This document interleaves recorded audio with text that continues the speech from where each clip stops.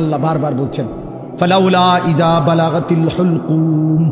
রব্বুল আলামিন বলে কোন নাফরমানের রূহ যখন ছিঁড়ে গিয়ে কণ্ঠনালীতে এসে পৌঁছে, ওয়া আনতুম হিনা ইদিন তানদুরুন, তোমরা আশপাশের আত্মীয় স্বজন তখন তার দিকে তাকিয়ে থাকো।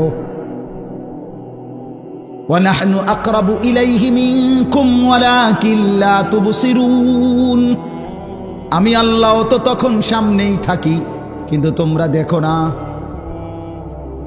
বলেন না, আল্লাহ বলেন আমিও দেখি, তোমরাও তাকায়া দেখো। তার রুহুটা বের হতে চাচ্ছে না, কণ্ঠনালীর কাছে আইসা আটকায়া গেছে। এরপর আল্লাহ বলেন ফালাউলা ইন কুনতুম গায়রা মাদিনিন,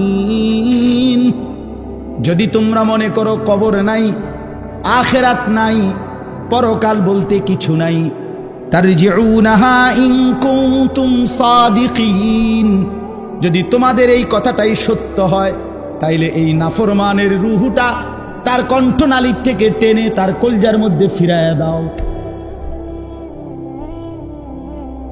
ফিরিয়ে দাও। দেখো না পারো কিনা।